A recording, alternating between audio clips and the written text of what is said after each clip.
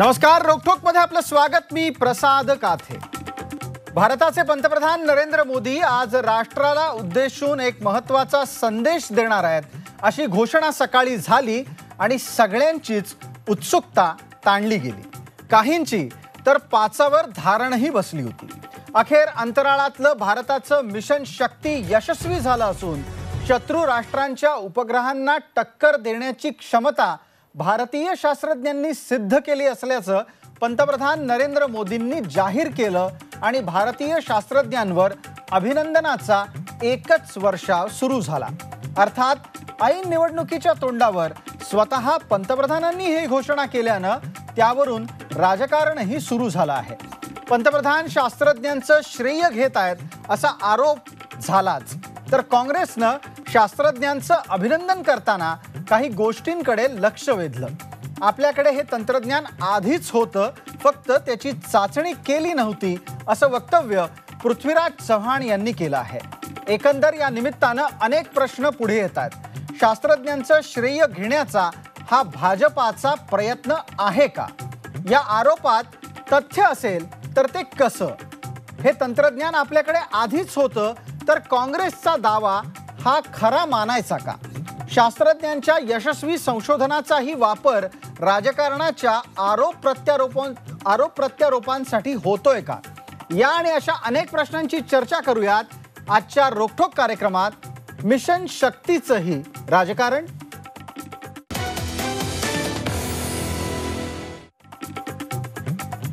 भारतानं उपग्रह विरोधी क्षेपणास्त्र यंत्रणेची यशस्वी चाचणी केली. या यंत्रणेमुळे उपग्रहांमार्फत हेरगिरी करणाऱ्यांना चाप बसणार आहे.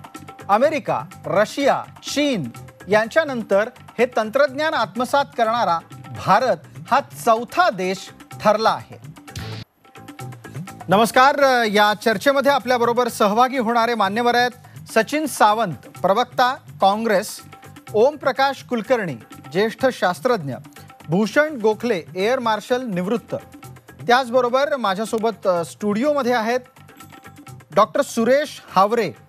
हे स्वतः अणुशास्त्रज्ञ तर आहेतच, पण त्याचबरोबर इथे भारतीय जनता पार्टीची भूमिका सुद्धा मांडतील. माझ्यासोबत स्टुडिओमध्ये आहेत अमित जोशी, प्रतिनिधी झी 24 तास, आणि पुण्याहून इस्रोचे समूह संचालक सुरेश नाईक हेही आपल्याबरोबर चर्चेत सहभागी होतात. सर्व मान्यवरांचं या चर्चेमध्ये स्वागत.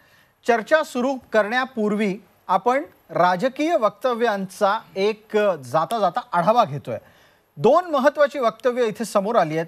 पहिलं वक्तव्य अर्थातच पृथ्वीराज चव्हाण यांच्याकडून आलं, जे इतिहासात अशा प्रकारची क्षमता कशी प्राप्त करण्यात आली आहे त्याचा दावा करणारं होतं, आणि त्याचा प्रतिवाद केला तो अरुण जेटली यांनी, आणि तसंच नितीन गडकरी यांनीही या मुद्द्यावर प्रतिक्रिया दिली आहे. आजची घोषणा पहिल्यांदा अंतरिक्ष आयोगाचा एक माजी सदस्य म्हणून मी माझ्या सर्व ज्या सहकाऱ्यांच्या बरोबर मी काम केलं आहे त्यांचं मी अभिनंदन करतो की टेक्निकल उपलब्धी नक्कीच आहे, पण ही 2012 सालीच केपेबिलिटी आपण तयार केली होती. आज त्याची चाचणी घेतली. हमारे वैज्ञानिकों की इच्छा रही थी और उनका कहना था कि उनके पास ये क्षमता है, और भारत सरकार हमें अनुमति नहीं देती है. और क्योंकि भारत सरकार हमें अनुमति नहीं देती है तो हम इस ताकत को बनाने और डेवलप करने में समर्थ नहीं है. ये क्षमता इस देश के वैज्ञानिकों में थी, तो इसलिए जो अपनी गलत पीठ थपथपाते हैं अपने फेलियर्स के लिए, उनको याद रहे कि उनकी जो कहानी है उसके फुटप्रिंट्स बहुत लंबे हैं और कहीं ना कहीं इस झूठ के फुटप्रिंट्स मिल जाते हैं.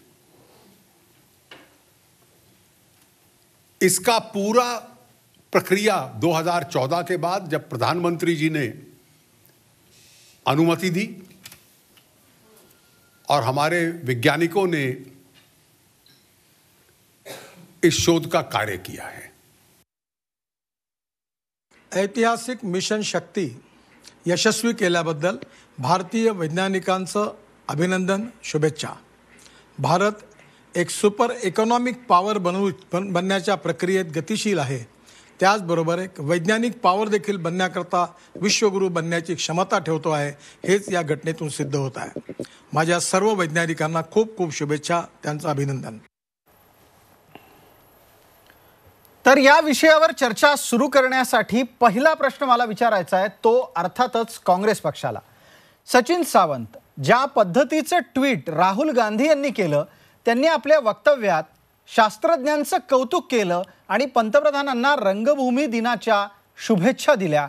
या दोन गोष्टींचा नातेसंबंध काय आणि आज भारत सरकार एका विशिष्ट अचिव्हमेंटबद्दल बोलत असताना अशा स्वरूपाचं ट्विट हे संयुक्तिक आहे का?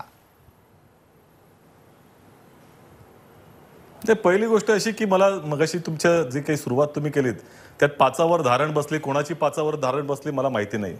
कारण ह्या गोष्टीच्या संदर्भामध्ये जर तुम्हाला जर त्याची पार्श्वभूमी मला आपल्या पण सचिन सावंत त्याच्यात तुमचं नावच घेतलं गेलं नव्हतं, त्यामुळे तुम्ही स्वतः का ओढून घेताय हा विषय तुमच्यावर? तुमची पाचावर धारण बसली असं वक्तव्य झालंच नाहीये.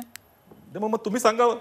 नाही अगदी मी सांगतो त्याच्यात बोलण्यातच आलं होतं पाचावर होय होय पाचावर धारण बसली ही सर्वसामान्य जनतेची प्रतिक्रिया होती सचिन सावंत, आणि लोक घाबरली होती. आज लोकांमध्ये मोठ्या प्रमाणात असं भयाचं वातावरण तयार झालं होतं की आता नवीन काय होणार आहे. या गोष्टी काँग्रेसने आपल्यावर ओढवून घ्यायची गरज नाही आणि आम्ही बोलतो ते प्रत्येक वेळेला काँग्रेसशी लागू पडतं असाही भाग नाहीये. नाही असं नव्हे. तुम्ही जे बोलता त्याचा बऱ्याच अंशानं प्रभाव पडत असतो, त्यामुळे त्याची स्पष्टीकरण देण्याची आवश्यकता आहे. तुम्ही दिलं ते चांगलं झालं. आता ही पाचावर धारण बसण्याची जी प्रक्रिया आहे ती का सुरू झाली ते 8 तारखेला 8 वाजता जशा तऱ्हेनं घोषणा होते तशाच तऱ्हेचं ह्याचं चित्र काळजीवाहू पंतप्रधानांनी निर्माण केलं. लक्षात घेतलं पाहिजे. 11:15 ते 12 वाजेपर्यंत आमच्यापैकी अनेक जण त्या ठिकाणी बँकांच्या बाजूला लाईन देखील लावून त्या उभे असतील, जे म्हणत असतील की 15 लाख रुपये मिळतात म्हणून, किंवा दाऊद इब्राहिम येतोय का, किंवा पाकिस्तानवरती अणुबॉम्ब पडला का, या सगळ्या गोष्टींची चर्चा झाली आणि ते भक्त मंडळींकडनं बरीच झालेली आहे. आपण पाहिलं असं सोशल मीडियामधनं. परंतु ही वस्तुस्थिती ज्या पद्धतीनं आज सांगितली गेली त्याच्याबद्दलची पार्श्वभूमी ही आहे की या संदर्भामध्ये DRDOचे तत्कालीन प्रमुख 2012 सालीच त्यांनी सांगितलं होतं की अग्नि 5च्या प्रक्षेपणानंतर ज्या वेळेला 5,500 किलोमीटर पर्यंत आपलं मिसाईल जाऊ शकतं त्यावेळेला त्यांनी असं सांगितलं होतं की या संदर्भातले जे असॅट टेक्नॉलॉजीचे आमचे बिल्डिंग ब्लॉक्स आहेत ते पूर्णपणे तयार आहेत आणि ही टेक्नॉलॉजी आम्ही आता त्याच्यामध्ये सिद्धता प्राप्त केलेली आहे. 2014 सालापर्यंत त्याला वेपन्स जोडून आम्ही त्या ठिकाणी कधीही त्याचा उपयोग करू शकतो. विषय असा आहे की या संदर्भात ज्यावेळेला ते वक्तव्य आलं होतं तेव्हा देशाच्या जनतेनं त्यांचं अभिनंदन केलं होतं, काँग्रेस पक्षाने केलं होतं आणि भारतीय जनता पक्षाकडे तर्फे देखील त्यावेळेला झालं होतं. त्यामुळे 2019ला आता पुन्हा आम्ही आता त्या ठिकाणी त्यांचं अभिनंदन केलंय, राहुल गांधींनी केलेलं आहे. विषय असा आहे की नाही, मग राहुल गांधींनी शास्त्रज्ञांचं अभिनंदन केलं ही निश्चितच सकारात्मक गोष्ट आहे भारतीय राजकारणातली. पण या निमित्तानं पंतप्रधानांना रंगभूमी दिनाच्या शुभेच्छा देण्याचं कारण काय? नाही ऐका ना, याचं कारणच असं आहे की या संदर्भामध्ये 2012 साली आम्ही अभिनंदन केलं होतं, आज 2019 साली पुन्हा करत आहोत. विषय शास्त्रज्ञांचा नाहीये. विषय असा आहे की या संदर्भामध्ये अरुण जेटलींचं विधान घ्या, नितीन गडकरींचं विधान घ्या. त्याने असं म्हटलेलं आहे की त्याला परवानगी दिली जात नव्हती, आता ती परवानगी दिली. ती आणि कधी दिली? 2014 साली दिलेली आहे. मला असं म्हणायचंय की आज 2019च्या ज्या वेळेला काळजीवाहू सरकार आहे, ज्या आचारसंहिता लागू झालेली आहे त्यावेळेला ही टेस्ट होते आणि त्याच्या संदर्भामध्ये त्या ठिकाणी घोषणा ही पंतप्रधान स्वतः करतात. मला असं म्हणायचंय की या वेळेला DRDO इस्रोचे सायंटिस्टांनी त्याची घोषणा का नाही केली? पहिली गोष्ट नंबर 1 हा पंतप्रधानांचा प्रश्न आमचा आहे. 2014 पासून 2019च्या फेब्रुवारी महिन्यापर्यंत ही टेस्ट करायला का परवानगी दिली नाही किंवा अशी का झाली नाही? किंवा ही मेच्या नंतरही जाऊ शकली असती, मे 2019च्या नंतर. परंतु निवडणुकांच्या पार्श्वभूमीवरती अशा तऱ्हेचे खेळ मांडणं हे वेळोवेळी पंतप्रधानांनी केलेलं आहे. अगदी थोडक्यात असं आहे की सचिन सावंत यांच्या मते हा आचारसंहितेच्या भंगाचा मामला कुठे ना कुठेतरी होताना दिसतोय. 2 तुमचे मुद्दे लक्षात येत आहेत. पहिली गोष्ट ही वेळ का चाचणीची निवडली गेली आणि दुसरा मुद्दा सचिन सावंत यांनी विचारलाय की आत्ताच्या घडीला जे काही घडलं आहे त्यामध्ये पंतप्रधानांनी अशा प्रकारची घोषणा करणं कितपत योग्य आहे. आपल्याबरोबर सुरेश नाईक आहेत. सुरेश नाईक जी, विषय राजकीय आहे आणि तुम्ही राजकीय बोलावं असं तर निश्चितच मी म्हणू शकत नाही, पण मी एक विनंती आपल्याला करतो, त्या निमित्तानं काही गोष्टींचा खुलासा होईल.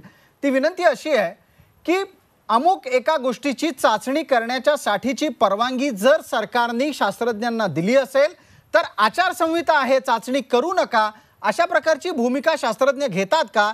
का शास्त्रज्ञ अत्यंत कर्मठपणे दिलेलं काम शांतपणे करत असतात. शास्त्रज्ञ त्यांना जे दिलेलं काम असतं आणि त्यांच्या चीफ जे असतात त्यांच्याकडून ज्या वेळेला गो अहेड आणि ग्रीन सिग्नल मिळतो त्यावेळेला ते इतर कोणत्याही गोष्टीचा विचार न करता आपलं काम साध्य करण्याच्या उद्देशानंच काम करत असतात आणि त्याच्यामध्ये ह्या ज्या इतर गोष्टी असतात त्यांना बाधा नाही होता कामा नये. अगदी. आता या निमित्तानं पुढचा प्रश्न ओमप्रकाश कुलकर्णी यांना आहे. ओमप्रकाशजी, अमुक एका गोष्टीची सिद्धता ही शास्त्रज्ञांनी केल्यानंतर देशाच्या पंतप्रधानांनी त्या बाबतीत घोषणा करणं हे शास्त्रज्ञांना नाराज करणारं ठरू शकतं का, की पंतप्रधान देशाच्या लोकशाही रचनेतला एक महत्त्वाचा घटक आहे, त्या व्यक्तींनी तशी घोषणा केल्यास काहीही हरकत नाही, मग तो काळजीवाहू पंतप्रधान का असेना? दोन्ही प्रश्न आहेत, दोन्हीचं उत्तर द्या.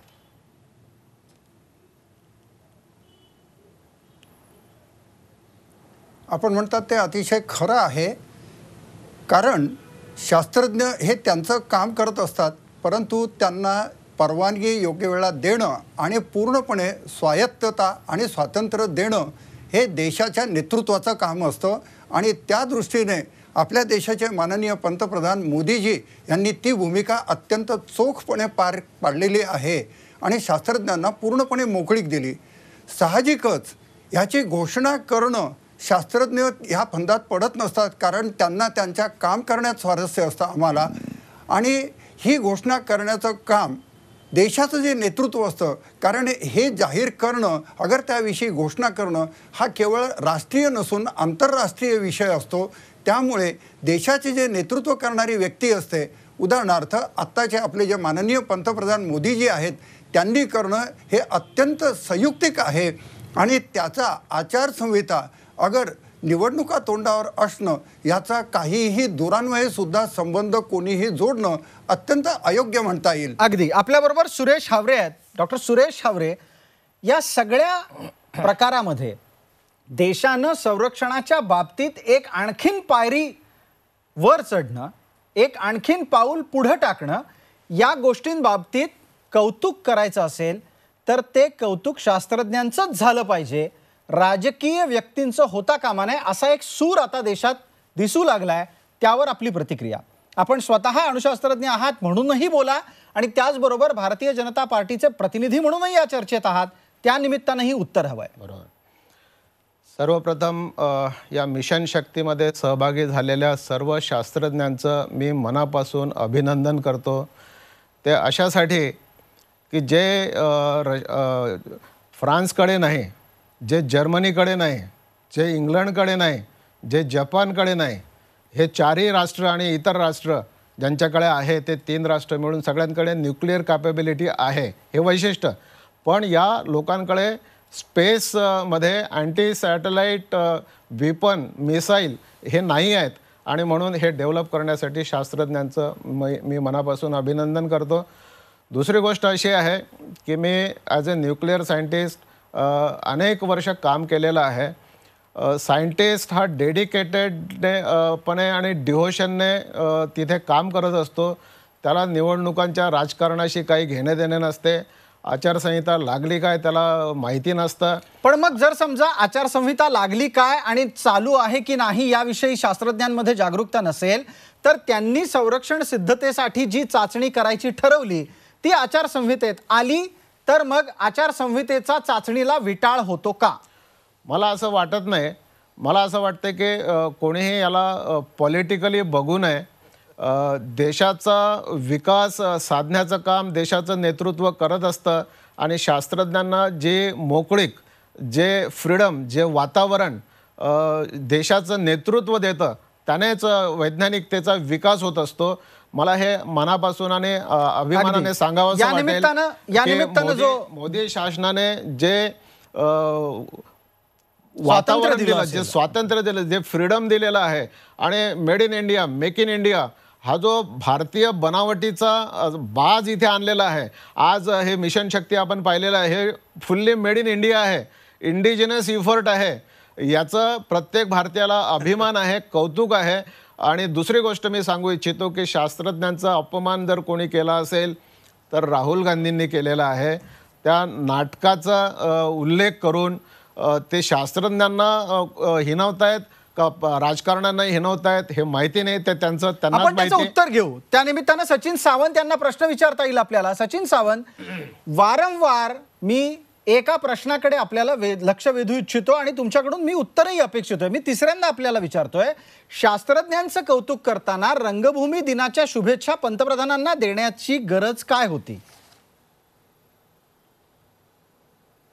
नाही, पण पंतप्रधानांना दिल्यानंतर शास्त्रज्ञांचा अपमान कुठे झाला? मला असं कळत नाही की दोन्ही गोष्टी एकत्र कशा येतात. एका ट्विट मध्ये दोन गोष्टी कशा काय येतात? आता जे सांगण्याचा प्रयत्न सचिन सावंत, एका ट्विट मध्ये दोन गोष्टी कशा येतात? जर दोन गोष्टी वेगळ्या आहेत तर दोन वेगळी ट्विट जमली असती आपल्याला. आता झी 24 तास ऐकून घ्या प्रसादजी, माझं बोलणं आणि माझ्या तोंडामध्ये तुमचे शब्द टाकू नका. मी जे बोलणार आहे ते मीच बोलणार आहे. विषय असा आहे की या संदर्भामध्ये ज्या पद्धतीनं पंतप्रधानांनी घोषणा केली 11:15 ते 12 पर्यंत त्या ठिकाणी अशा तऱ्हेचं करणार आहे, जे ज्या पद्धतीनं अगोदरही त्यांनी अशा तऱ्हेच्या केलेल्या आहेत, त्यावेळेला अशा तऱ्हेनं रंगभूमीच्या पद्धतीनं सांगण्याचीच पद्धत त्यांनी अवलंबलेली आहे. मग त्याच्यामध्ये पंतप्रधानांवरती हा शब्द वापरला तर काय चूक झालं?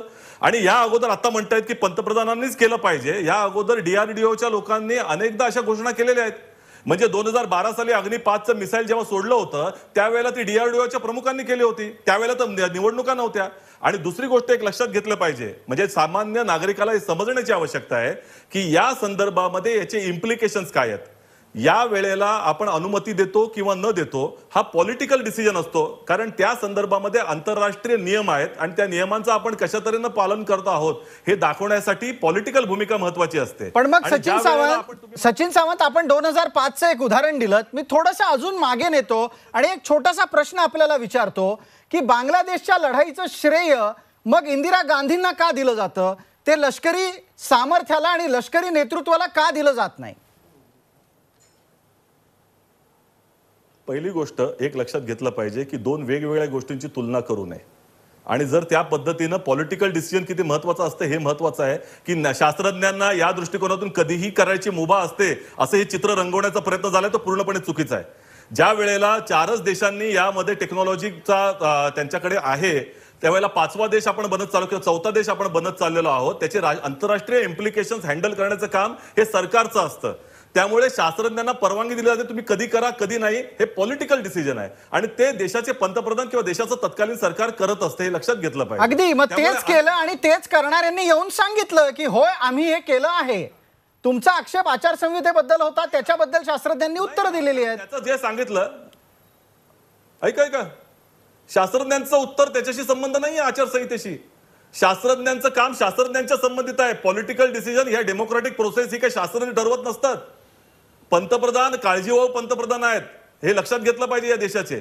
आणि त्याचं श्रेय जर घेण्याचा प्रयत्न जर झाला असेल तर मला वाटतं ते चुकीचं आहे. अगदी. आता या निमित्तानं आपण अमित जोशी आमचे प्रतिनिधी आहेत आपल्या सगळ्यांच्या सोबत, त्यांना काही प्रश्न विचारणार आहोत. अमित जोशी हे सर्वसाधारणपणे आपल्याला राजकीय बातमीदारी करताना दिसतात, पण त्याच्याही पलीकडे जाऊन विज्ञान आणि तंत्रज्ञान क्षेत्रात सुद्धा ते रुचिपूर्ण वार्तांकन करत असतात. वार्ता विज्ञानाची हा त्यांचा विशेष लोकप्रिय कार्यक्रम आहे आणि आज आपण ज्या वेळेला मिशन शक्तीची बातमी आली तेव्हापासून अत्यंत अधिकारवाणीनं अमित जोशी यांच्याशी चर्चा करतोय. अमित, आपलं या चर्चेमध्ये स्वागत. एक मुद्दा, आपल्याला ब्रेकवर जायचं आहे, तुम्ही पत्रकार असल्याने फार कमी शब्दात योग्य माहिती द्याल अशी अपेक्षा बाळगतो. विषय असा आहे की 2012ला ज्या गोष्टीची सिद्धता भारताने केली त्याची चाचणी व्हायला 2019 का उजाडलं? 2012 ते 2014 काय होत होतं? खरं तर क्षमता असली तरी चाचणी केल्याशिवाय ही क्षमता सिद्ध होत नाही. म्हणजे तुमच्याकडे कुठलेही वेपन असून दे, कुठल्याही शस्त्राचं असून दे, माझ्याकडे आहे हे सांगणं आणि त्याची चाचणीद्वारे त्याचे मूल्यमापन करणं ह्याच्यामध्ये जमीन अस्मानचा फरक आहे. 1964ला चीनने जेव्हा अणुचाचणी घेतली तर त्याच्या जवळपास 10 वर्ष आधी 1956ला पहिली अणुभट्टी आपण कार्यान्वित केली होती. तेव्हा सुद्धा आपल्याकडे दबाव होता की आपण सुद्धा अणुचाचणी करावी. मात्र राजकीय निर्णय होता की इंदिरा गांधींनी त्यांनी ते धाडस दाखवलं आणि 74 साली अणुचाचणी करून दाखवली. तर त्यावेळची ती राजकीय गरज होती. त्याच्यामुळे कदाचित हा निर्णय आत्ता घेतला असावा. अर्थात हा वाद आहे की राजकीय आहे, ह्याला राजकीय परिमाण आहे की नाही हा वेगळा मुद्दा. मात्र जोपर्यंत तुमच्याकडे कुठलंही वेपन शस्त्र असलं तरी त्याची चाचणी जोपर्यंत होत नाही तोपर्यंत त्याची सिद्धता होत नाही. 5 वर्ष का गेली ह्याचं उत्तर खरं तर शास्त्रज्ञांनीच देणं आवश्यक आहे. ते मात्र या राजकीय वातावरणात देऊ शकणार नाहीत, हेही तितकंच खरं आहे. अगदी म्हणजे अमित, या निमित्तानं मग एक आणखीन मुद्दा महत्वाचा अधोरेखित होतो जो तुम्ही बोलताना मांडलात, तो परत एकदा आपल्याला सांगायची गरज आहे की अशा प्रकारच्या निर्णयांमागची एकच गोष्ट महत्वाची असते, ती म्हणजे राजकीय इच्छाशक्ती, जी त्यावेळेला इंदिराजींनी दाखवली आहे आणि आत्ताच्या वेळेला आत्ताच्या सरकारनं दाखवलेली आहे. हे बरोबर आहे? हो, नक्कीच. कारण क्षमता असणं आणि चाचणी करणं याच्यामध्ये जमीन अस्मानचा फरक आहे. जर का 64 साली चीनने चाचणी घेतल्यानंतर देशांतर्गत सुद्धा असा एक वाद किंवा चर्चा होती की आपण चाचणी का घेत नाही. त्याच्यामुळे त्याच्यामध्ये सुद्धा काही दिवसांचा काही वर्षांचा कालावधी गेला आणि इंदिरा गांधींनी कदाचित त्यावेळी योग्य वेळ बघून हा निर्णय घेतला. 2012 सावंतांना काही मुद्दे पटत नाहीत. सावंत साहेब, आपल्याकडे 1 मिनिट आहे, जाहिरातीचा ब्रेक घ्यायचा, कृपया वेळेची मर्यादा पाळा. पहिली गोष्ट 2014 ते 2019 पर्यंत ही का नाही सुचलं मोदीजींना, एवढा आमचा प्रश्न आहे. आणि मेच्या नंतर झाली असती. ते अनयूज सॅटेलाइट आहे, लक्षात घेतलं पाहिजे, ते तिकडेच राहणार होतं. त्यामुळे त्या सॅटेलाइटवरती हल्ला करायचा किंवा कधी करायचा, असा टेक्नॉलॉजीचा वापर करायचा हे कधीही शक्य आहे. ते इलेक्शन नंतर देखील शक्य आहे आणि 5 वर्ष शक्य होतं, हे लक्षात घ्या. अगदी. आता आपल्याला जाहिरातीच्या साठी काही क्षण थांबावं लागतंय, तेव्हा एक जाहिरातीची विश्रांती घेऊन आपण परत येऊ आणि त्यानंतर अशा प्रकारच्या निर्णयांमागची राजकीय इच्छाशक्ती, आंतरराष्ट्रीय दबाव आणि भविष्यात त्यामुळे आपल्याला होणारे फायदे यावरची चर्चा रोखोकच्या पुढच्या भागात. नमस्कार, रोखोकच्या दुसऱ्या भागात आपलं स्वागत. आपण चर्चा करतोय मिशन शक्तीचंही भारतात राजकारण सुरू झालंय का, या निमित्तानं आपल्या सोबत असलेले मान्यवर आहेत, त्यांची एकदा परत ओळख करून घेऊ. सचिन सावंत, प्रवक्ता काँग्रेस, ओमप्रकाश कुलकर्णी, ज्येष्ठ शास्त्रज्ञ, सुरेश नाईक, समूह संचालक इस्रो, डॉक्टर सुरेश हावरे, प्रतिनिधी भारतीय जनता पार्टी आणि अणुशास्त्रज्ञ आहेत स्वतः, तसंच आमचे प्रतिनिधी अमित जोशी. या सगळ्यांचं स्वागत. माझा पहिला प्रश्न आत्ता डॉक्टर सुरेश हावरे यांना. हावरे साहेब, आत्ताच्या घडीला गेल्या 4 वर्षात भारतानं आंतरराष्ट्रीय पातळीवर स्वतःचा अंतरिक्षातला चेहरा उजळण्यासाठी काय केलं? बघा, मला अभिमानाने सांगावं असं वाटेल की भारताने ॲट ए टाईम 102 उपग्रह स्पेसमध्ये पाठवण्याची क्षमता सिद्ध केली. हे सॅटेलाईट जे होते ते केवळ आपल्या देशाचेच होते असं नव्हे, तर अनेक देशांचे सॅटेलाईट त्याच्यामध्ये सहभागी होते. अशा क्षमता केव्हा विकसित होऊ शकतात की जेव्हा तसं वातावरण निर्मिती असेल, तसा प्रयत्न असेल. जगात असा एकही देश नाही आहे की ज्याला असं वाटते की भारताने शक्तिशाली व्हावं. आपला शक्तिशाली होणे हे आपल्यालाच स्वतःला ठरवावं लागतं, तेव्हाच होऊ शकतो. आणि मला सांगावं असं वाटेल की काँग्रेस अनेकदा असं म्हटले की सर्जिकल स्ट्राईक आम्हीसुद्धा केले होते. मला विचारावं असं वाटेल, सर्जिकल स्ट्राईक तुम्ही केले होते, मोदी सरकारने उरीनंतर केला, दाखवला, पुलवामानंतर केला, दाखवला. तुम्ही केले होते, तुम्ही दाखवले का? आणि कोणी अडवलं होतं तुम्हाला? म्हणजे ती या निमित्ताचा जो तुम्ही मुद्दा काढलाय तो खरं तर मगाशी पृथ्वीराज चव्हाणांनी आपल्या दाव्यात असं म्हटलं होतं की त्यांनी त्यांच्या काळातच 2012ला ही क्षमता सिद्ध केली होती. ज्या वेळेला हा मुद्दा चर्चेला जातोय, सचिन सावंत यांच्या चेहऱ्यावर न आवरता येण्या इतपत हसू आहे. सचिन सावंत साहेब, एवढं आनंदी होण्याचं काय कारण? नाही म्हणजे किती, म्हणजे काय, मला असं वाटतं की जनता मूर्ख नाहीये, हे लक्षात घेतलं पाहिजे. तुम्हाला लक्षात घ्या, आता हावरे साहेबांना माहिती नसावं की अटल बिहारी वाजपेयींच्या कालावधीमध्ये देखील 2दा सर्जिकल स्ट्राईक झालेला आहे आणि तोही त्यांनी दाखवला नाही, कारण ही दाखवण्याची वस्तूच नसते. हे पहिल्यांदाच त्याचा राजकीय उपयोग केला जातोय. ती लोकांना कळतं, जे पाकिस्तानला कळतं की त्यांना सहनही होता येत नाही आणि सांगताही येत नाही, अशी परिस्थिती होते. ते जगाला सांगू शकत नाही की आमच्यावर हल्ला करून गेले हे म्हणून. त्यामुळे हे सगळी पद्धती तुमच्या कालावधीमध्ये बदलली आहे, त्याचा प्रत्येक गोष्टीचा राजकीय उपयोग केला जातोय. मग आता दुसरा मुद्दा, तुमच्या लेखी सर्जिकल स्ट्राईक का सांगितले नाहीत याचं उत्तर तुम्ही दिलेलं आहे. पण आता जर 2012ला अशा प्रकारची सिद्धता, अर्थात क्षेपणास्त्राची त्या प्राप्तीची क्षमता आपण सिद्ध केली, ज्यात आपण उपग्रहालाही पाडू शकत होतो. हे 2012लाच जर आपण केलं होतं तर त्याची चाचणी का झाली नाही? पहिली गोष्ट, ह्या संदर्भामध्ये इस्रोनं 60,000 कोटीचा प्लान हा UPAच्या कालावधीमध्येच तयार केलाय की काय आपल्याला करायचंय, त्याचे स्टेप्स काय आहेत. आणि ह्या संदर्भामध्ये 2014ला म्हणजे 2012ला ज्या वेळेला हे बिल्डिंग ब्लॉक्स तयार झाले, त्याचा पहिला माइलस्टोन गेम चेंजर हे विजय सारस्वत, आमचं म्हणणं नाही काँग्रेसचं, आम्ही त्याच्यामध्ये राजकारण कधी केलं नाही. त्या वेळेला विजय सारस्वत DRDOचे प्रमुख यांनी जाहीर केलं की अग्नि 5चं मिसाईलचं प्रक्षेपण हा गेम चेंजर ठरतोय आणि आम्हाला ही टेक्नॉलॉजी आता सिद्धता आलेली आहे. दुसरीकडे 2014 पर्यंत आम्ही त्याच्यामध्ये वेपन्स लावून आम्ही सिद्धता तयार करू. सगळ्यात महत्वाचा प्रश्न, मला अपेक्षा होती की झी 24 तास त्या संदर्भामध्ये चर्चा करेल. याचं कारण आहे की नुसता हा पॉलिटिकल आणि संरक्षण सिद्धतेचा संबंध नाही. या देशामध्ये ज्या वेळेला, या जगामध्ये ज्या वेळेला सॅटेलाइट वरती असा प्रहार केला जातो, हजारो टनचं डेब्रिस आपण अंतराळामध्ये सोडून देत असतो आणि ज्याचा येणाऱ्या कालावधीमध्ये अंतरिक्ष जे नवीन यान सोडले जातात त्यांना त्रास होतो, असे ऍक्सिडेंट झालेले आहेत. अगदी फार बरं झालं तुम्ही हा मुद्दा काढलात, कारण या विषयावर आम्हाला चर्चा आणायचीच होती.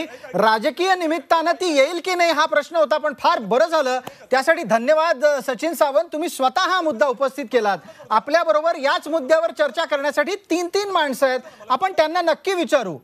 सचिन सावंत, तुम्ही उपस्थित केलेलाच मुद्दा मी पुढे नेतोय, मला विचारू द्या फक्त आता प्रश्न या निमित्तानं. बर ठीक आहे, बोला करू द्या ना. अरे मला पूर्ण करू द्या ना. बोला वेळेची मर्यादा आहे सचिन सावंत, त्यामुळे मला तोडावं लागतं. अशा तऱ्हेचा डेब्रिसचा प्रश्न. हो मला कळतंय वेळ, तर मी एकटाच आहे, बाकी 3 जण वेगळे आहेत. ऐका प्रश्न असा आहे की या वेळेला डेब्रिसचा प्रश्न होता, त्यावेळेला गव्हर्नमेंटनं असं ठरवलं होतं, हे माझ्याकडे त्याचा पुरावा आहे. त्याच्यामध्ये असं ठरवलं होतं की India's ASAT capability would be fine tune through simulated electronic test. म्हणजे त्याचं सिम्युलेशन करून त्याच्या तऱ्हेची आम्ही कॅपेबिलिटी दर्शवू लोक जगाला. कारण डेब्रिसच्या मुद्द्यावरती भारताचा विषय असा होता की याच्यावरती करता कामा नये, अंतराळामध्ये अशा तऱ्हेचा कचरा होता कामा नये, ही तात्विक भूमिका होती. आता ती भूमिका राजकीय दृष्टिकोनासाठी शहीद झालेली आहे. अगदी ठीक आहे. आता या निमित्तानं मी माझ्याकडून एकच वाक्य आपल्याला सांगतो, त्यानंतर आपण तज्ज्ञांच्या प्रतिक्रिया घेणार आहोत. भारत जेव्हा जेव्हा अंतराळामध्ये स्वतःची सिद्धता दाखवू पाहत असतो, त्या वेळेला जागतिक पातळीवरून आंतरराष्ट्रीय पातळीवर अधिकाधिक स्पष्टपणे एक मुद्दा मांडला जातो, तो म्हणजे अंतराळात निर्माण होणारा कचरा. भारत सक्षम झाला की लोकांना अंतराळातला कचरा दिसायला लागतो. या निमित्तानं मी पुढचे प्रश्न आता तज्ज्ञांना विचारणार आहे. आपल्यासोबत सुरेश हावरे आहेत. हावरे साहेब, कचऱ्याच्या बाबतीतलं तुमचं स्पष्टीकरण, अर्थात अंतराळातल्या कचऱ्या बाबतीतलं तुमचं स्पष्टीकरण द्या. आणि मी या निमित्तानं एक आणखीन प्रश्न विचारतो की अशा प्रकारच्या चाचण्या करणं म्हणजे नव्या इंटरनॅशनल सँक्शन्स अर्थात आंतरराष्ट्रीय निर्बंधांना आमंत्रण देणं आहे का? पहिली गोष्ट, कचरा अंतराळात निर्माण होऊ नये हे खरं आहे, आवश्यकही आहे आणि तितकंच काळजीने ते करणं गरजेचं आहे.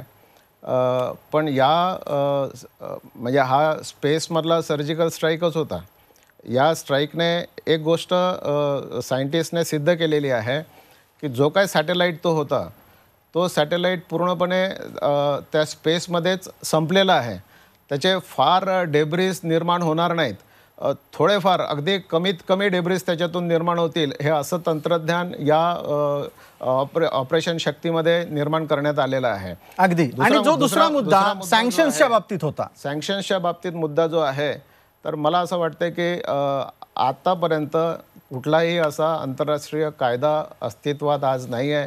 1967चा फक्त एक आंतरराष्ट्रीय कायदा उपलब्ध आहे, ज्यानुसार असं म्हणणं आलेलं आहे की कोणत्याही देशाने अंतराळात शस्त्रास्त्र साठा करू नये, परंतु अँटी सॅटेलाईट मिसाईलचा वापर करावा की करू नये याच्याबद्दलचा कुठलाही कायदा नाही. थोडक्यात अशा प्रकारची चाचणी करण्यासंदर्भात सुस्पष्ट असं कायद्यात अजून काही लिहिलेलं नाही.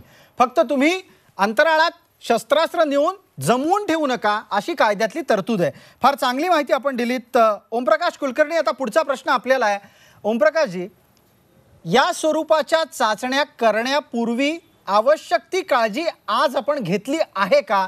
आणि अशी काळजी घेतली गेली असल्यास भविष्यात आपल्याला काळजी करण्याचं काही कारण आहे का?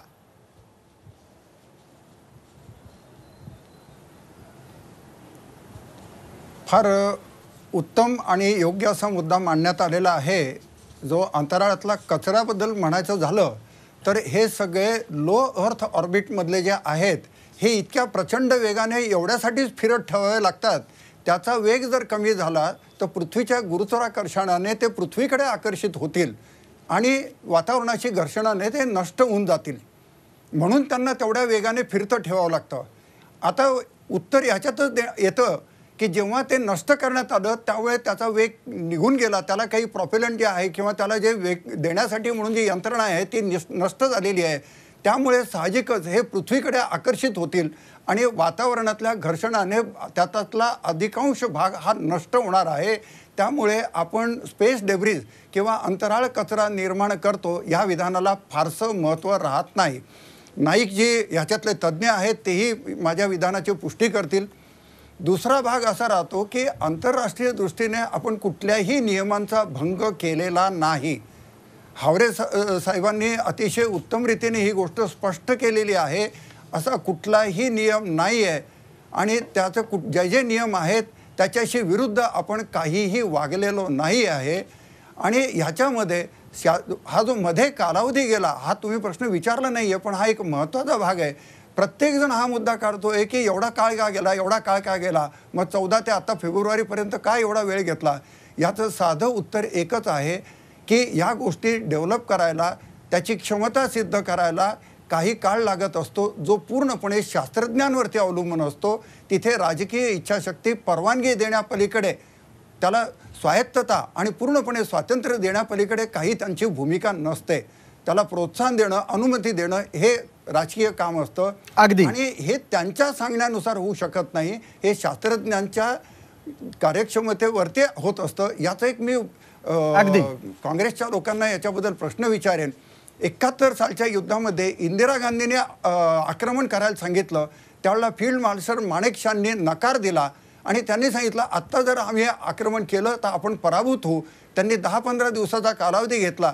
त्यानंतर त्यांनी त्यांच्या सैन्याच्या स्ट्रॅटेजीप्रमाणे आक्रमण केलं आणि त्याच्यामध्ये भारताला विजय मिळालेला आहे.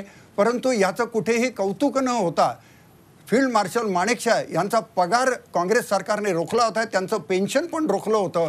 पुढे जेव्हा डॉक्टर APJ त्यांना हॉस्पिटलमध्ये भेटायला गेले त्यावेळेला हा प्रश्न APJंनी सोडवलेला आहे. अगदी ओमप्रकाश कुलकर्णी आपण जी आठवण सांगितली त्याचे पुरावे सापडतात. सॅम माणेकशॉ यांच्या स्वीय सहाय्यकानं लिहिलेलं पुस्तक आहे ज्यात सॅम माणेकशॉंचा अत्यंत सुस्पष्ट उल्लेख आहे की सकाळी 11 वाजता जेव्हा त्यांना हल्ला करायला सांगितलं गेलं आणि त्यांनी नाकारलं त्यावेळेला सुरू असलेली कॅबिनेट त्यावेळेला सॅम माणेकशॉंना कॅबिनेटमध्ये बोलवलेलं होतं. तेव्हा भारताच्या पंतप्रधान इंदिरा गांधींना नकार ऐकायची सवय नव्हती. हे उल्लेख त्या पुस्तकातले आहेत. मी माझ्या मनसे देत नाहीये. तेव्हा ती बैठक तहकूब झाली आणि संध्याकाळी 4 वाजता पुन्हा एकदा बैठक सुरू झाली. त्यावेळेला अशा प्रकारचे उल्लेख आहेत. राजकीय इच्छाशक्ती हा एक फार महत्त्वाचा मुद्दा तुम्ही मांडलात. सुरेश नाईक यांना माझा पुढचा प्रश्न आहे. सुरेश नाईक, भारताच्या कडून आंतरराष्ट्रीय पातळीवर स्वतःची प्रतिष्ठा वाढवायचे जेव्हा जेव्हा प्रयत्न होतात तेव्हा तेव्हा त्याला मोडता घालण्याच्यासाठी आंतरराष्ट्रीय स्तरावरची दादा माणसं पुढे येत असतात. अमेरिका असेल, रशिया असेल, चीन असेल, जपान असेल, फ्रान्स असेल यांनी दादागिरी करून तिसऱ्या जगातल्या अनेक राष्ट्रांना आज समर्थपणे उभं राहू दिलेलं नाही.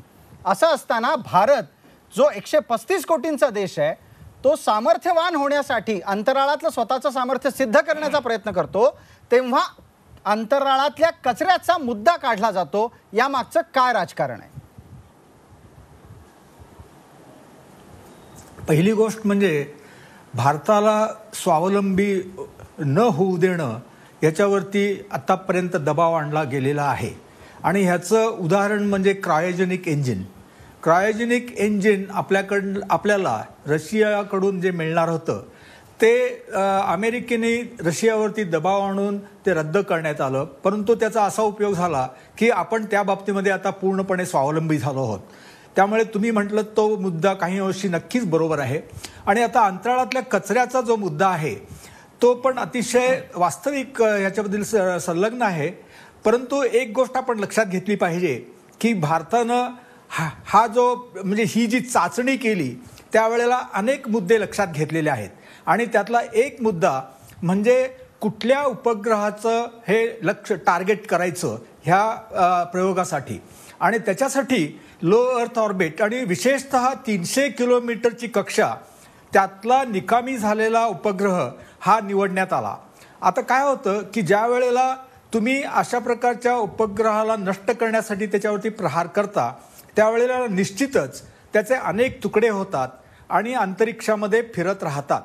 परंतु 300 किलोमीटरवरती जो कचरा निर्माण होतो तो काही 1-2 आठवड्यामध्येच पृथ्वीच्या वातावरणामध्ये पुनःप्रवेश होतो आणि तो नाश पावतो. त्यामुळे ह्या मुद्द्यावरती आपल्याला आंतरराष्ट्रीय जो हे एक फील्ड आहे तिथून फारशी टीका होण्याची मला तरी संभावना दिसत नाही. हो, पण आत्ताच्या घडीला आंतरराष्ट्रीय पातळीवरून आपल्यावर टीका होत नसली तरी देशांतर्गत मात्र टीका सुरू झालेली आहे. सचिन सावंतांना या निमित्तानं माझा प्रश्न आहे. सावंत साहेब, आपण जो कचऱ्याचा मुद्दा मांडला होता तो वैज्ञानिकांनी तज्ज्ञांनी निकाली काढलाय. आता कुठला अजून नवीन मुद्दा आपल्याकडे आहे का? नाही, आम्हाला काय आहे की देशद्रोही साबित करण्यासाठी सगळे पद्धतीनं विचार चालू आहे. काय हरकत नाही त्याच्याबद्दल संदर्भामध्ये, कारण डेमोक्रॅटिकली कुठलाही प्रश्न उपस्थित केला तो सरकारच्या विरोधात असतो आणि देशाच्या विरोधात असतो. विषय असा आहे की या संदर्भामध्ये अशा तऱ्हेचं नॅरेटिव्ह करायला हरकत नाही. मध्येच आपण माणिकशाचा मुद्दा आणायचा, त्याच्यावरती चर्चा असेल तर त्याच्यावरती आपण चर्चा करायला तयार आहोत. विषय असा आहे की या संदर्भामध्ये लो अर्थ ऑर्बिटच्या मध्ये टेक्निकल जो मुद्दा होता त्याच्यामध्ये चायनाने देखील अशाच तऱ्हेचं लो अर्थ ऑर्बिटचा सॅटेलाइट पाडण्याचा प्रयत्न केला होता आणि तो प्रयत्न पाडल्यानंतर जवळपास 2,500 ते 3,000 अशा तऱ्हेचे पीसेस तयार झाले होते. तेही लो अर्थ ऑर्बिटमध्येच होते आणि 2013ला रशियन सॅटेलाइट त्याच्यानं पडलं होतं. हे देखील वस्तुस्थिती आहे. आमचं त्याला म्हणणं नाही. याची काळजी घेतली असेल तर तुम्हाला सचिन सावंत चालत असेल तर या संदर्भात आपण पटकन इथल्या उपस्थित तज्ज्ञांशी बोलूयात का? कारण तुम्ही जो इतिहास सांगताय त्या इतिहासाच्या संदर्भातले काही प्रश्न आपण तज्ञांना विचारू शकतो. सुरेश हावरे, तुमच्याकडे या संदर्भातली काय माहिती आहे?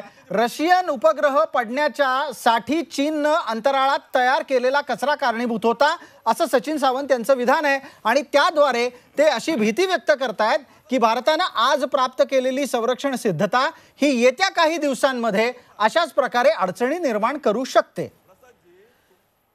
प्रसादजी, पहिली आणि सगळ्यात महत्त्वाची गोष्ट मला आज दिवसभर वेगवेगळ्या प्रतिक्रियांमधून जी जाणवली ती अशी आहे की भारत या घटनेमुळे शक्तिशाली जगासमोर उभा राहिलेला आहे, पण याचा आनंद काँग्रेसला अजिबातही झालेला नाही. नाही, ठीक आहे हावरे साहेब, पॉलिटिकल जाण्याच्या ऐवजी आपण मुद्द्यावर येऊ. जो रशिया आणि चीनचा संदर्भ देऊन त्यांनी जी घटना सांगितली त्याबद्दल आपण बोलूया, कारण आपल्याला वेळेची मर्यादा आहे. बरोबर, रशिया आणि चीन हे खरं आहे. त्यावेळेला या स्पेस डेब्रीबद्दल बरीच चर्चा झाली होती, परंतु याला आधार काही खूप मिळतायत असं नाही आहे. ठीक आहे, मला वाटतं सचिन सावंत आपण हावरेंचं उत्तर ऐकलंय. आणखीन 2 तज्ज्ञांना मी प्रश्न विचारणार आहे. मी तुम्हाला परत बोलायची संधी देतोय. सचिन सावंत, सुरेश नाईक, हे चीन रशिया प्रकरण जे काही आता सांगितलं गेलंय काँग्रेसकडून त्याच्या संदर्भात तुम्ही एकदा आपला खुलासा करा, तुमची माहिती सांगा, मग आपण त्यानंतर कुलकर्णींच्याकडून पुढचं उत्तर घेऊ.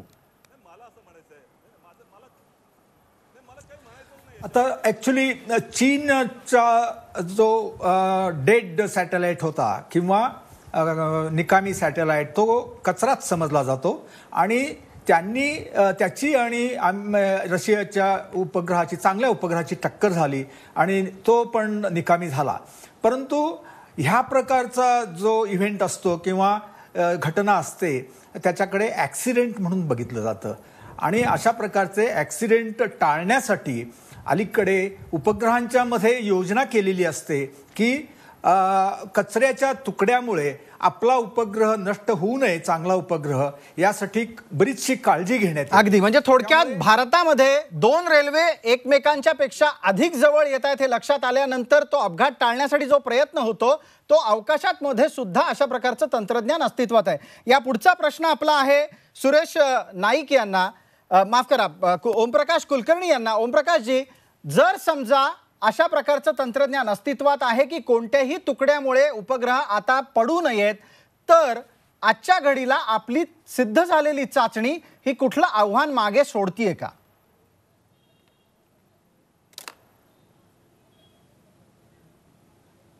याच्यातला एक महत्त्वाचा भाग असा आहे की आपण हे तंत्रज्ञान विकसित केलेलं आहे आणि रोज उठून आपण कुठलाही सॅटेलाईट नष्ट करणार नाही आहोत. हा काही खेळ म्हणून केलेला नाही आहे. आपली सिद्धता साबित करण्यासाठी हे करण्यात आलेलं आहे. आमच्यावर जर तशी वेळ आली, आमच्यावर हेरगिरी करणारा एखादा उपग्रह असेल, आमच्या देशाच्या संरक्षणाला घातक ठरणारा जर एखादा उपग्रह असेल तर आम्ही नष्ट करू शकतो. आमची ती क्षमता आहे. अगदी सिद्ध करण्यासाठी अगदी आपल्याबरोबर सचिन सावंत आहेत. सचिन सावंत, शेवटचं 1 मिनिट उरलंय आपल्याकडून. मी विनम्रपणे अशी अपेक्षा करतोय की आता तरी आपण ज्या चांगल्या गोष्टी झाल्या त्याचं कौतुक करणार आहात का, त्यामागची राजकीय इच्छाशक्ती मान्य करणार आहात का? नाही, आम्ही खरं आहे का, म्हणजे कसं आहे, पहिली गोष्ट तुमच्या चॅनलच्या दृष्टिकोनातून जी चर्चा आता झालेली आहे त्याच्यात आम्ही देशद्रोही आहोत हे तुम्हाला सिद्धच करायचं आहे. त्यामुळे ते करून टाका, आम्हाला काय म्हणणं नाही. परत आम्हाला बोलवत जाऊ नका याच्यावरती. कारण विषय असा आहे की ज्या पद्धतीने ही चर्चा चालली त्याचा मला मान्य नाही आणि मी त्याचा निषेध करतो. ठीक आहे सचिन सावंत, तुमचा लोकशाहीमध्ये संपूर्णपणे निषेध करण्याचा अधिकार अबाधित राखतो, त्याचा सन्मान राखतो. मात्र विनंतीपूर्वक आम्ही आपल्याला सांगू इच्छितो की आमच्या चॅनेलकडून तुम्हाला देशद्रोही ठरवण्याची कोणतीही भूमिका नाही, मनीषा नाही.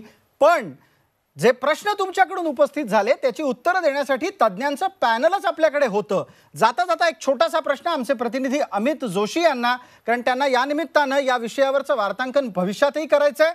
अमित, अत्यंत थोडक्यात 30 सेकंदात उत्तर, पुढे काय? एक तर आपली क्षमता आपण दाखवून दिलेली आहे. जसं आपण अणुचाचणी घेतली, आपण आपली क्षमता दाखवून दिली. आपण शत्रू पक्षाला धाक दाखवण्यासाठी आपल्या हाती काय आहे हे आपण दाखवून दिलं. तसंच या उपग्रह विरोधी क्षेपणास्त्राच्या चाचणीमुळे आपण हे दाखवून दिलेलं आहे. जगामध्ये ज्या फार कमी टेक्नॉलॉजी आहेत की ज्या फार कमी देशांकडे असतात त्याच्यामध्ये आता भारताचा नंबर लागलेला आहे. जसं सुपर कॉम्प्युटरचं तंत्रज्ञान आपल्याला नाकारलं गेलं, आपण ते स्वबळावर मिळवलं, तशाच पद्धतीचे अनेक तंत्रज्ञान आपण स्वबळावर मिळवलेले आहेत. त्याच्यामध्ये सुद्धा आता या नव्या तंत्रज्ञानाची भर पडली आहे. एक प्रकारे एक मोठा इशारा या निमित्ताने भारताने हा जगाला किंवा शत्रू पक्षाला दिलेला आहे. ठीक आहे, तर प्रेक्षक या निमित्तानं एक गोष्ट सिद्ध होते, ती म्हणजे अशी की भारतानं अंतराळातल्या संशोधनाच्या निमित्तानं प्रत्येक भारतीय वासियाची, अर्थात प्रत्येक भारतवासियाची छाती अधिकाधिक अभिमानानं रुंद व्हावी असं काम करून दाखवलेलं आहे.